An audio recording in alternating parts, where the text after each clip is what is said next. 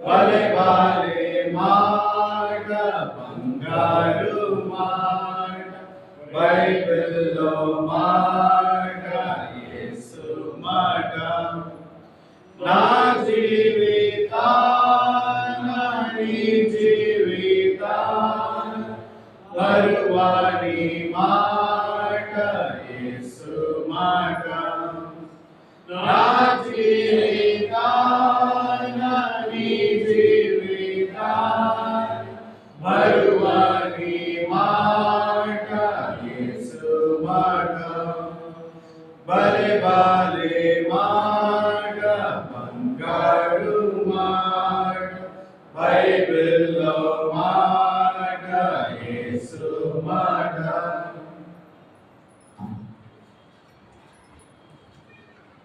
సమయంలో కొరింథీయులకు రాసిన మొదటి పత్రిక 11వ అధ్యాయం 23 నుంచి 31 వరకు మార్చి చదువుతున్నాం. కొరింథీయులకు రాసిన మొదటి పత్రిక 11వ అధ్యాయం 23 నుంచి 31 వరకు మార్చి చదువుతున్నాం. నేను మీకు అప్పగించిన దాన్ని ప్రభువుకు పొందింది. ప్రభువైన యేసు తాను అప్పగింపబడిన రాత్రి రొట్టెని తీసుకొని కృతజ్ఞతాస్తుతులు చెల్లించి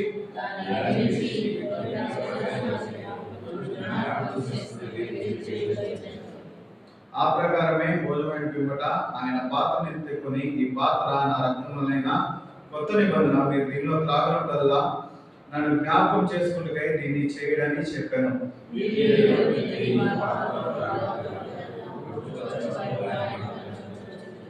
కాబట్టి ఎవడు అయోగ్యంగా ప్రభు యొక్క రొట్టెను తినను లేక ఆయన పాత్రలోని త్రాగను వాడు ప్రభు యొక్క శరీరం గురించి రక్తం గురించి అపరాధి అగును. కాబట్టి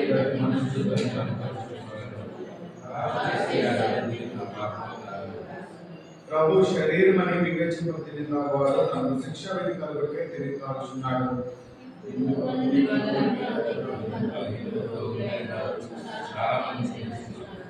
అయితే మనమే విమర్శించుకునే కదా తీర్పు పొందకపోవడం. ప్రార్థన చేస్తున్నాం. మహాపరిషత్తులో మహాగణంలో నివాసే మా యేసుక్రీస్తు ప్రభువా, అయా నీకే లెక్కలేని వందనాలు స్తోత్రాలు చెల్లించుకున్నాను. ఆయన సమయంలో ఆయన మమ్మల్ని శ్రేష్టమైన సమయంలో తీసుకుని వచ్చారు. ఆయన బట్టి వందనాలు స్తోత్రాలు చెల్లించుకున్నాను. ఆయన చదువు లేఖన భాగాల ద్వారా ఆయన మమ్మల్ని సరి చేసుకుని యోగ్యమైన రీతిలో ఆయన మీకు శరీరం చేయడానికి ఆయన మీ సహాయం దయచేసి తోడు ఉండండి. ఆయన వాడబడుతున్న జ్ఞాపకం చేసుకోండి. ఆయన మీ నోటి బోరుగా వాడుకోండి, సహాయం దయచేసి యేసు నామమున ప్రార్థిస్తున్నాం తండ్రి, ఆమేన్.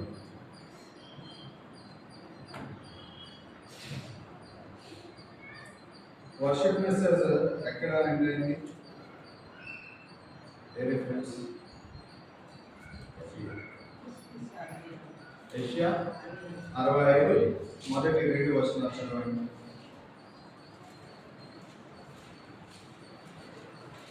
నా యొద్ద విచారణ చేయువారికి నా దర్శనముకు రానిచ్చితివి. నన్ను వెతుకువారు నేను దొరికితిని. నేనున్నాను, ఇదిగో నేనున్నాను అని నా పేరు పెట్టబడని జనముతో చెప్పుచున్నాను. ఇక్కడ మనం చూస్తున్నాం కదా, ఏంటి అన్న చెప్తూ వచ్చాడు ప్రతి దగ్గర, ఏంటి ఆయన మనల్ని కనుగొన్నాడు అని మనం చూస్తూ వచ్చాము. ఇక్కడ చూసినట్లయితే ఈ మొదటి వచనంలో మనం చూస్తాం కదా, నా యొక్క విచారణ చేయవారిని నా ధర్మశాస్త్రమునకు రానిచ్చితిని, నా దర్శనమునకు రానిచ్చితిని. ఇంకా చూసుకున్నట్లయితే నన్ను వెతుకు వారికి నేను దొరికితిని. నన్ను వెతుకు వారికి దొరికాడని ఇక్కడ మనం చూస్తున్నాము.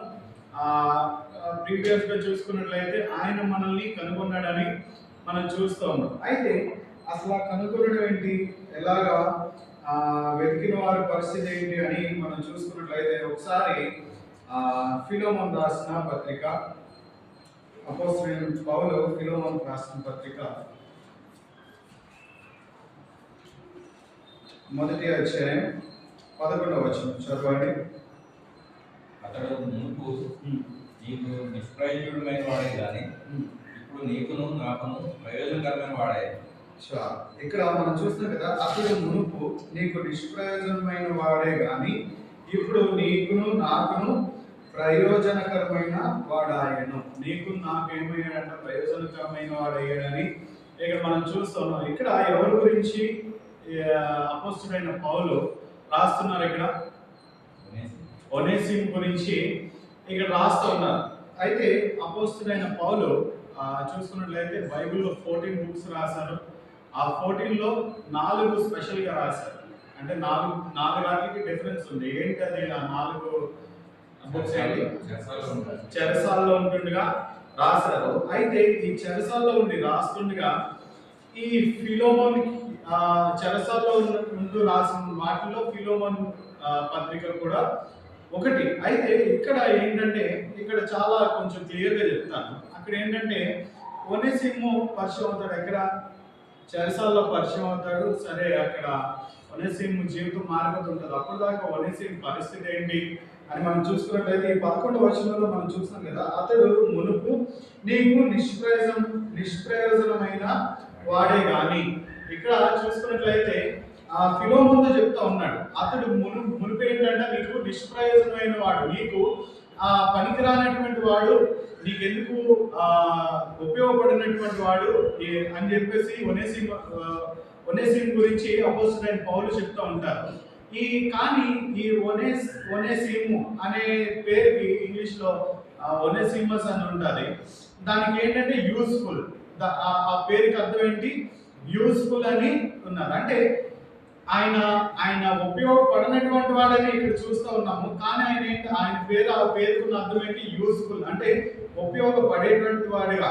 ఇందాక మనం చూసుకున్నట్లయితే ఆయన మనల్ని కనుగొన్నాడు అని మనం చూస్తూ ఉన్నాం. కనుగొనక ముందు పరిస్థితి ఏంటంటే మనం నిష్ప్రయోజనంగా ఉన్నటువంటి వారు, ఎందుకు పనికిరానటువంటి వారుగా ఉన్నటువంటి వారిని ఆయన మనల్ని కనుగొన్న తర్వాత ఏమైందంటే ఇక్కడ చూసుకున్నట్లయితే అతడు మునుపు నీకు నిష్ప్రయోజనమైన వాడే కానీ ఇప్పుడు నీకును నాకును ప్రయోజనకరమైన వాడాయను.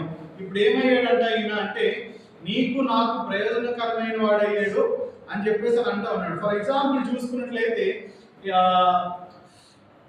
ఈ చెక్ పోస్ట్ నుంచి ఇటు వస్తున్న దారిలో అటు నుంచి ఇటు వస్తే లెఫ్ట్ సైడ్ ఒక కూరగాయల మార్కెట్ ఉంటుంది.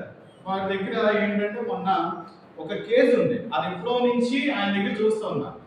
ఒక కేసు ఉంది. ఆయన ఏం చేశాడంటే ఈ స్క్రాప్ ఫుట్లో తీసుకొని ఆ సామాన్లు అన్ని చిన్నవన్నీ తీసుకొని దాన్ని నీట్గా వెల్డ్ చేయించి ఒక కేసులా తయారు చేశాడు. అంటే ఒక గూడిలా తయారు చేశాడు. ఆయన మొత్తం అంతా చేయిస్తే దానికి ఒక 2000 ఇన్వెస్ట్ చేసాడేమో. దాని విలువ ఎలా పెరిగిందంటే 5,000. అంటే అప్పుడు దాకా అది ఏంటది? ఆ స్క్రాప్ ఏంటది? నిష్ప్రయోజనమైనది. ఆయన చేతిలో ఎప్పుడైతే పడిందో ఏమైంది? దాని వెల పెరిగిపోయింది, విలువ పెరిగిపోయింది. ఇక్కడ కూడా చూసుకున్నట్లయితే ఈ ఒనేసిము పరిస్థితి ఏంటి అని చూసుకున్నట్లయితే ఫిలోమోన్ దగ్గర ఉన్నప్పుడు ఆయన ఇంట్లో నుంచి ఒక వస్తువును దొంగతనం చేస్తాడు. దొంగతనం చేస్తే ఈయన ఏం చేస్తాడంటే అరే నా ఇంట్లో నుంచి, ఆయన చాలా డబ్బు ఉన్నవాడు, ఆయన దగ్గర పనిచేస్తున్నాడు, బానిసగా ఉంటూ ఉన్నాడు, వెలిచ్చి కొనుక్కున్నాడు ఫిలోమోన్. అయితే అక్కడ ఏంటంటే పని చేస్తుంటాడు. అక్కడి నుంచి ఒక వస్తువుని తీసుకొని వెళ్ళిపోతుంటే మళ్ళీ ఏం చేస్తాడు? ఆయన సైన్యానికి చెప్పి ఆయన పట్టుకొని ఒనేసిముని పట్టుకొని ఏం చేస్తాడు? చెరసాల్లో వేయిస్తాడు. చెరసాల్లో వేయించిన తర్వాత ఈయన జీవితం ఏమైపోయింది? మారిపోతుంది. పౌలు కలిశాడు. అక్కడి నుంచి ఏంటంటే ఈయన పౌలుకి సేవ చేయడం స్టార్ట్ చేశాడు. అక్కడ సేవ చేయడం స్టార్ట్ చేసిన తర్వాత అప్పుడు పౌలు గారు ఏం చేస్తూ ఉన్నారంటే ఫిలోమోన్కి లేఖ రాస్తూ ఉన్నాడు. ఏమని? ఒకప్పుడు నీ దగ్గర నిష్ప్రయోజనంగానే ఉండేవాడు, ఇప్పుడు ఆయన పరిస్థితి ఏమైంది? ఇప్పుడు నీకును నాకును ప్రయోజనకరమైన వాడు ఆయను. నీకు నాకు ఏమైపోయాడు అయినా అని అంటే ప్రయోజనకరమైన వాడు అయిపోయాడు అని మనం చూస్తూ ఉన్నాం. ఒక విధంగా బైబిల్లో చూసుకున్నట్లయితే ఎంతో మంది ఉన్నారు.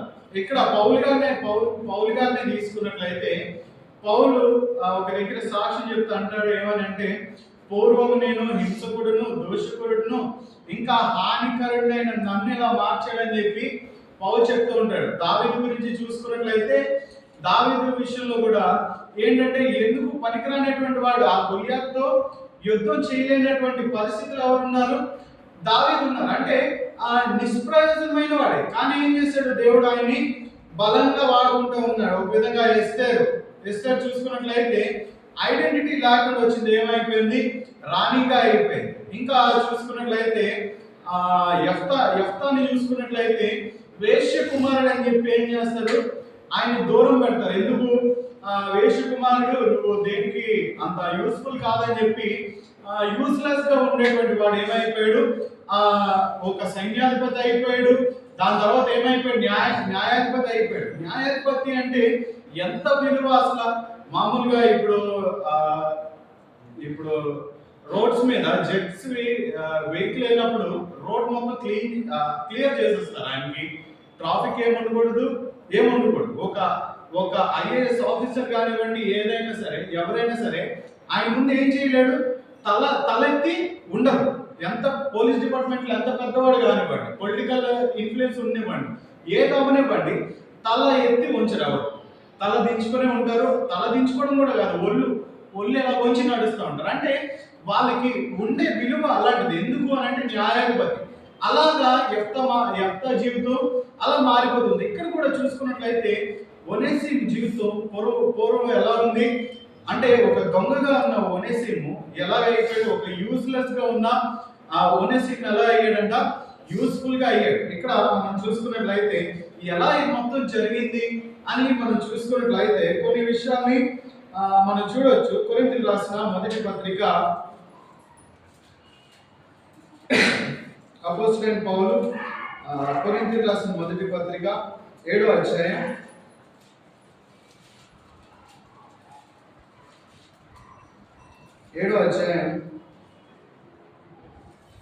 4వ వచనం చదవండి. భర్తకే గాని భార్యకు తన దేహం పైన అధికారం లేదు. అలాగున భార్యకే గాని భర్తకు తన దేహం పైన అధికారం లేదు. ప్రార్థన చేయటకు మీకు అవకాశము కలిగినట్లు కొంతకాలం వరకు ఉభయుల సమ్మతి చొప్పునని తప్ప ఒకరికొకరు ఎడబాయకుడి. మీరు మనసు నిలుపలేకపోయినప్పుడు సాతాను శోధింపకుంటున్నట్లు తిరిగి కలుసుకోండి.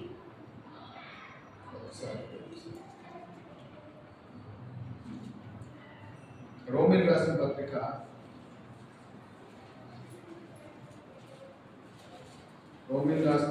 5వ అధ్యాయం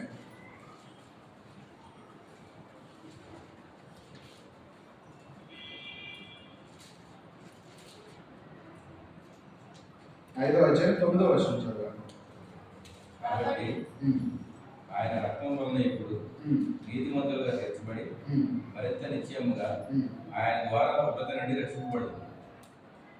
ఇక్కడ మనం చూస్తున్నాం కదా, రోమీయులకు రాసిన పత్రిక 5:9లో మనం చూసుకున్నట్లయితే, కాబట్టి ఆయన రక్తము వలన ఇప్పుడు నీతిమంతులుగా తీర్చబడేను. అప్పుడు దాకా ఆయన పరిస్థితి ఎలా ఉంది, ఒనేసిము పరిస్థితి ఎలా ఉందంటే, ఆయన నీతిమంతుడు కాదు, దొంగ జీవితం. అంటే ఒక దొంగగా, లేదంటే ఒక యజమానిని మోసం చేసిన వాడుగా ఉన్నాడు. ఆయన రక్తం ద్వారా ఈయన పరిస్థితి ఎలా అయిపోయిందంటే, ఇప్పుడు ఉన్న పరిస్థితి ఎలా ఉందంట, ఆయన రక్తం వలన ఇప్పుడు నీతిమంతులుగా తీర్చబడినట్టుగా మనం చూస్తున్నాం. అటువంటి సాక్ష్యం ఎవరిస్తున్నారు, ఒనేసిము పట్ల పౌలు గారు సాక్ష్యం ఇస్తూ ఉన్నాడు. అంటే అప్పుడు జీవితం, ఇప్పుడు జీవితం. ఇంకా మనం చూసుకున్నట్లయితే ఇదే రోమీయులకు రాసిన ఎఫెసీయులకు రాసిన పత్రిక, అపోస్తలుడైన పౌలు ఎఫెసీయులకు రాసిన పత్రిక 5వ అధ్యాయం 8వ వచనం. మీరు పూర్వమందు చీకటి అయి ఉండిరి, ఇప్పుడైతే ప్రభువునందు వెలుగై ఉన్నారు. చాలు.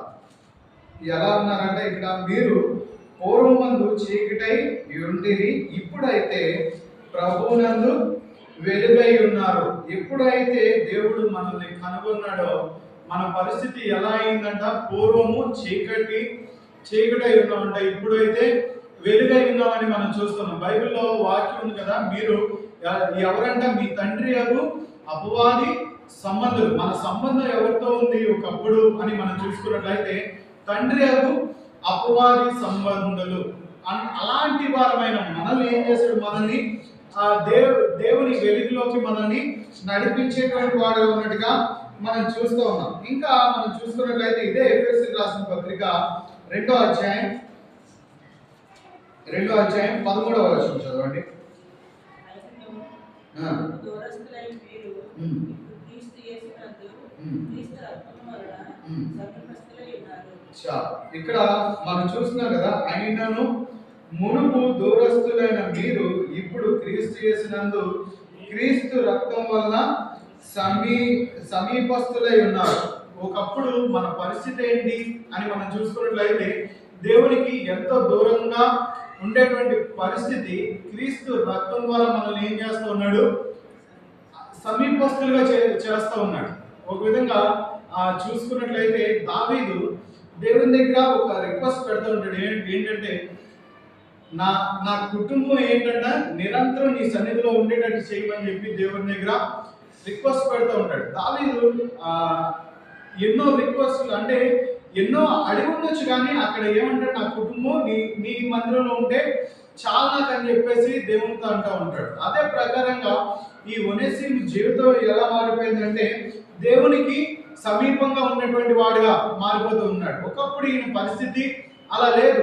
దేవునికి ఎంతో దూరంగా ఉన్నటువంటి పరిస్థితి, ఒక దొంగ జీవితం లేదా ఒక బానిస జీవితంలో ఉన్నటువంటి ఒనేసిము పరిస్థితి ఏమైపోయింది, దేవునికి దగ్గరగా ఉన్నటువంటి పరిస్థితిలోకి వచ్చాడు. ఇంకా మనం చూసుకున్నట్లయితే కొలస్సీయులకు రాసిన పత్రిక, అపోస్తలుడైన పౌలు కొలస్సీయులకు రాసిన పత్రిక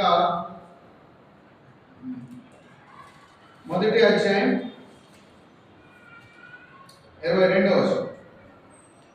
తన సన్నిధిని నిర్దోషులుగాను పరిశుద్ధులుగాను నిర్దోషులుగాను నిరపరాధులుగాను నిలబెట్టుటకు ఆయన మాంసయుక్తమైన దేహమందు మరణం వలన ఇప్పుడు మిమ్మను సమాధాన పరిచయను. ఎలాగా సమాధాన పరుస్తున్నాడు అని మనం చూసుకున్నట్లయితే ఒకప్పుడు ఒనేసిముకి ఇంకా ఫిలోమోనికి ఏంటంటే వాళ్ళిద్దరి మధ్యన ఏం లేదు, సమాధానం లేదు. సమాధానం లేనటువంటి జీవితాన్ని వీళ్ళు జీవిస్తున్నారు. ఎందుకంటే ఆ ఫిలోమోనికి ఒనేసిము మీద ఎంతో కోపం. ఎందుకంటే ఆయన ఇంట్లో వస్తువు దొంగతనం చేశాడు. అందుకని చెప్పి ఏం చేశాడు, జైల్లో పెట్టాడు. ఒక విధంగా ఆయన మీద ఉన్న కోపం ఎలాంటిదంటే ఒకవేళ ఆయన బయటకు వస్తే బయటకు వచ్చిన తర్వాత తిరిగి మళ్ళీ ఫిలోమోని ఏం చేస్తాడు, ఆయనకి పనిష్మెంట్ ఇచ్చేవాడేమో. ఎందుకంటే ఆయన ఉన్న హోదా బట్టి, ఆయనకున్న ధనాన్ని బట్టి, ఆయనకున్న కెపాసిటీ బట్టి ఏం చేయవచ్చు, ఒనేసిముకి ఈయన పనిష్ చేయవచ్చు. కానీ తర్వాత వీళ్ళిద్దరిని సమాధానపరిచి ఏం చేశాడు, ఈ ఒనేసిము ఏం చేస్తాడు, తిరిగి మళ్ళీ ఈ కొలస్సీ సంఘంలో పరిచర్య చేస్తూ ఉంటాడు. అంటే అంత మంచిగా ఏం చేశాడు దేవుడు, వారిని సమాధానపరిచినట్టుగా మనం చూస్తూ ఉన్నాము. పేతురు రాసిన మొదటి పత్రిక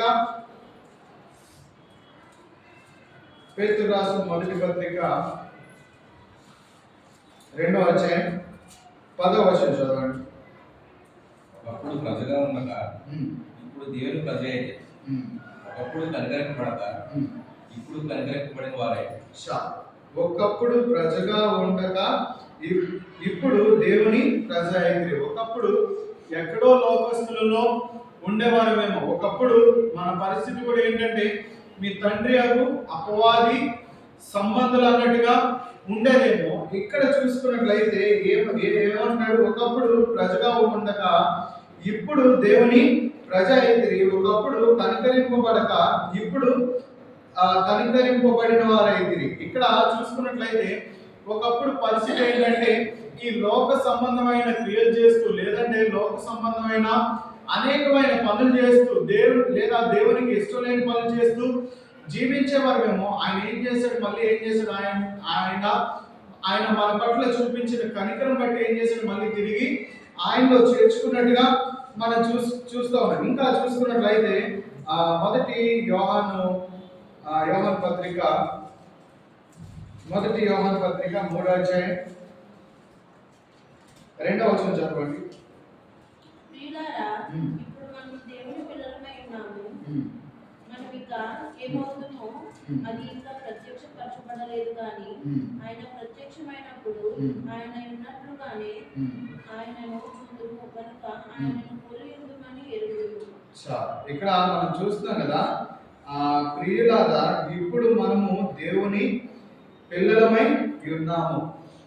ఇక్కడ చూసినట్లయితే అప్పుడు ఏంటంటే అపవాది సంబంధులుగా ఉన్నాము, ఇప్పుడు చూసుకున్నట్లయితే దేవుని పిల్లలుగా ఉన్నట్టుగా మనం చూస్తున్నాం. ఈ ఒనేసిము జీవితంలో ఏదైతే జరిగిందో ప్రతిదీ కూడా ఏమవుతుంది, మన జీవితంలో కూడా జరిగే ఉంది. ప్రతిదీ కూడా ఏం చేశాడు, మన జీవితంలో కూడా చేస్తూనే ఉన్నాడు.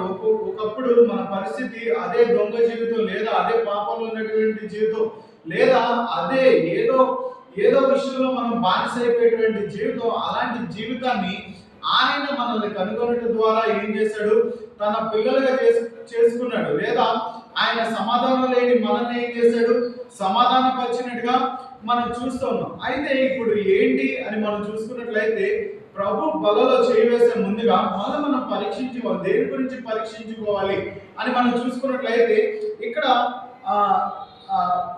పాస్ట్ ప్రెసెంట్ మనం చూస్తున్నాం. అంటే పాస్ట్ లో ఉన్న వాటిని పాస్ట్ లో మన పరిస్థితి ఏంటి, ఇప్పుడు మన పరిస్థితి ఏంటి అనేది మనం చూస్తూ ఉన్నాము. కానీ ఇక్కడ ఏంటంటే ఎక్కడో దగ్గర ఇంకా మనం ఏం చేస్తూ ఉంటాం, తప్పిపోతూనే ఉంటాం. ఎక్కడో దగ్గర ఏం చేస్తూ ఉంటాము, తప్పిపోతూనే ఉంటాము.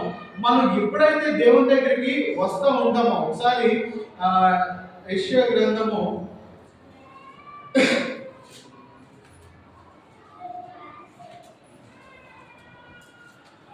65వ అధ్యాయం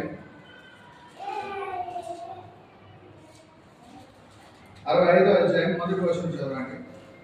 నా యొక్క విచారణ చేయని వారిని నా దర్శనముకు రాణించింది, నన్ను వెలకని వారికి నేను దొరికితే నేనున్నాను, ఇదిగో నేనున్నాను అని నా పేరు పెట్టబడింది నా జన్మతో చెబుతున్నాను.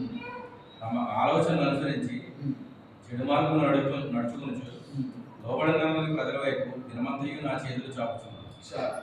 తమ ఆలోచనలు అనుసరించి చెడు మార్గమును నడుచుకొనుచు లోబడనలని ప్రజల వైపు దినమంతయు నా చేతులు చాపుచున్నాను. తనకి ఇంకా ఎవరైతే లోబడకుండా ఉన్నారో, ఇంకా ఎవరైతే ఆయన దగ్గరికి వెళ్లకుండా ఉన్నారో, వాళ్ళ వైపు చూస్తే ఏం చేస్తారంటే రోజంతా ఆయన చేతులు చాచి ఉన్నట్టుగా మనం చూస్తాం. కాబట్టి ఈ దినాన ప్రభు బలలో చేయవేసి ముందుగా మనల్ని ఆయన ఏం చేశాడు, కనుగొన్నాడు, ఆయన బిడ్డగా చేసుకున్నాడు, ఆయన రక్తంలో మనల్ని కడిగి పవిత్రపరిచాడు, మన పరిశుద్ధులుగా చేసి ఈ దినాన్ని ఉంచాడు. కానీ ఏంటంటే మనలో ఇంకా ఏదో ఒక తప్పు, లేదా మనలో ఏదో పాపం, లేదా ఇంకా మనలో ఏదో ఒక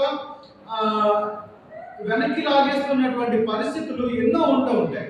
వాటిలన్నిటిని మనం సరి చేసుకుంటామని ఏం చేస్తానంటే యేసుక్రీస్తు వారు దినమంతా ఆయన చేతులు చాచి మన వైపు చూస్తూ ఉన్నాడు. మనం చేయవలసింది ఏంటి, ప్రభు బలలో చేయవలసిన ముందుగా మనల్ని మనం పరీక్షించుకోవాలి. ఒక విధంగా చూసుకున్నట్లయితే రోజులు అయిపోతున్నాయి, నెలలు అయిపోతున్నాయి, సంవత్సరాలు అయిపోతున్నాయి. కానీ అప్పుడు జీవితాల్లో ఉందో ఇప్పుడు అదే జీవితం ఉన్నట్టు చూస్తున్నాం.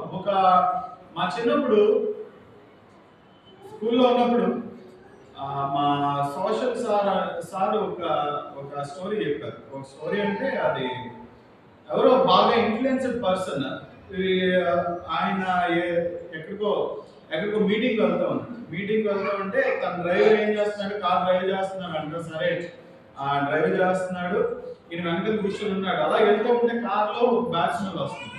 ఏంటి అసలు ఈ బ్యాడ్ స్మెల్ ఏంటి అని మనం చూసుకున్నట్లయితే ఈ డ్రైవర్ని అడిగాడంట, బాబు ఏంటి కార్లో బ్యాడ్ స్మెల్ వస్తుంది, కార్ క్లీన్ చేసావా లేదా అని చెప్తానంటే మొత్తం అంతా క్లీన్ చేశాను సార్, బాగానే ఉంది అని చెప్తాను అన్నాడంట. కానీ ఏంటి కార్లో వాసన వస్తుంది, నీకు వస్తుందంటే నాకు వస్తుందంట. సరే మొత్తం అంతా డ్రైవర్ చూశాడంట. చూసి సార్ నాకు దగ్గర 2 weeks నుంచి రెస్ట్ లేదు, మీకు ఎప్పుడు రావాలన్నా యూనిఫామ్తో రావాలంటున్నారు, నా సాక్స్ 2 weeks నుంచి నేను ఉతుక్కోలేదని చెప్తున్నాను.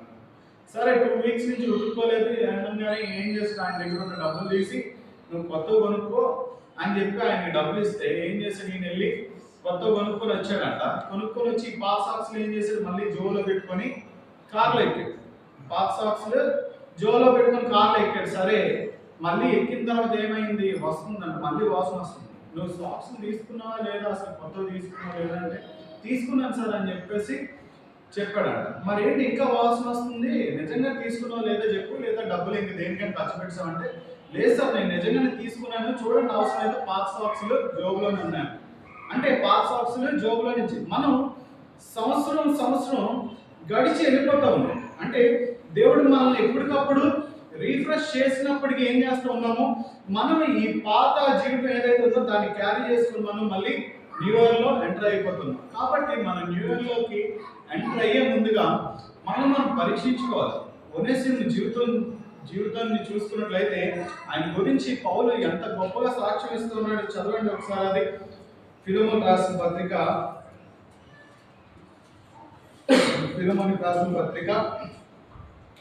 11వ అధ్యాయం. అతడు మునుపు నీకు నిష్ప్రయోజనమైన వాడే కానీ ఇప్పుడు నీకును నాకును ప్రయోజనకరమైన వాడాయను. ఇప్పుడు ఆయన పరిస్థితి ఏమైంది అంటే నీకు నాకు ప్రయోజనకరమైన వాడాయాడు. ప్రయోజనకరమైన అవ్వడానికి ఎన్నో విషయాలు దేవుడు చేస్తున్నాడు, కానీ మనం ఏం చేయట్లా, మనం సరి చేసుకోకుండా ఏం చేస్తూ ఉన్నాము, సంవత్సరం ఎండింగ్లోకి వస్తాము. ఏవైతే ఇంకా మనం సరి చేసుకోకుండా ఉన్నాము, ఇవన్నీ పట్టుకొని ఏం చేస్తాం, మళ్ళీ న్యూ ఇయర్లోకి ఎంటర్ అయిపోతుంటాయి. ఇంకేముంటుంది నీ జీవితం, ఏముంటుంది? దేవుడు ఎంత ప్రేమ గలవాడంటే ఇప్పుడు కూడా ఏం చేస్తాడు, నువ్వు సరి చేసుకుంటావు, నువ్వు సరిదిద్దుకుంటావని ఏం చేస్తాడు ఆయన నీ వైపు చేతులు చాచి ఉంచాడు. కాబట్టి మనం ఏంటంటే ప్రభు బలలో చేయవేసే ముందుగా మనం సరి చేసుకొని ఇది నా ప్రభు బలలో చేయవేద్దాం. దేవుడి వాక్యం దీవించుగా.